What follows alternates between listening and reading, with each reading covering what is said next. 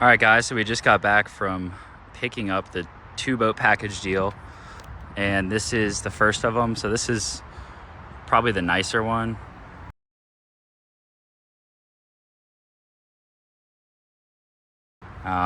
It's I thought it was a 1436 at first. It's 14 feet long. But I think it's more of actually, when I measured it, it seemed like it was like 40 inches wide, so maybe a 1440. But it's a Monarch boat. It's actually in pretty good condition, but the motor needs a little bit of work. So it needs, at a minimum, a starter solenoid, but it has 110 pounds of compression per cylinder. It does turn over with the electric start, and it does have spark. So we should be able to, in theory, get that running.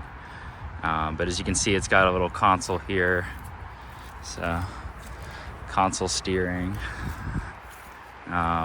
Came with a couple different trolling motors. It's pretty nice. And then a brand new spare, and then a couple batteries. So we'll go through everything. The trailer that it came with is actually really nice. But right now I'm basically just got the car here. Gonna unload the car and kind of sort through the stuff and keep you guys updated. Okay guys, so here's a better overview of the smaller of the 2 boats. So this is the one that was behind my car. We actually sold the other one already. It was right here. But basically we got both of them for $1,900, and we basically wanted to sell one, make some of the money back, and then try to make one nice, because we just don't have room for 2. But so we basically just sold the wider one for liquidation pricing. So basically just sold it for $1,000 with that Evinrude 25 that I think it needed a rebuild. It had pretty low compression on both cylinders. So we sold it, that plus the trailer, for $1,000. So basically we sold it to somebody for really cheap. But, you know, it needed a lot of work, so it's fair for both parties, I feel like.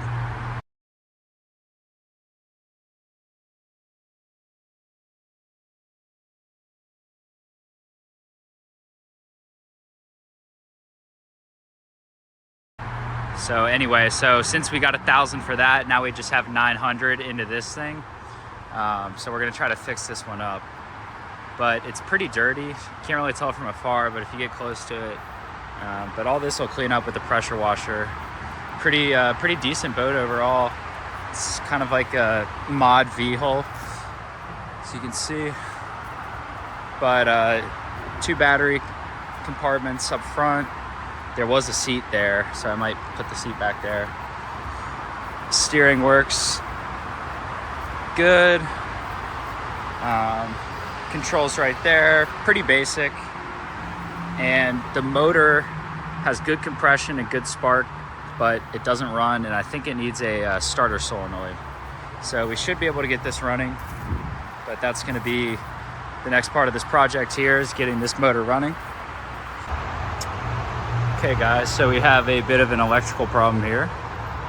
We've got the battery hooked up, good battery. And unfortunately, I don't know if you guys can hear that, but all we get is a click. So I've got some jumper cables here, and I'm basically gonna jump the solenoid to see if the starter is no good or if the solenoid's no good. So I've got the plugs out, so it won't have any compression, so it'll be real easy to turn over. But let's take a look.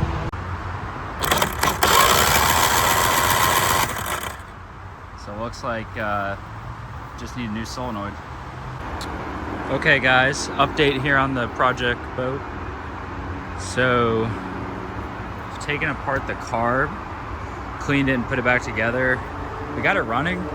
I'll put a clip in the video right now of how it's running, but basically it would only run with the choke on.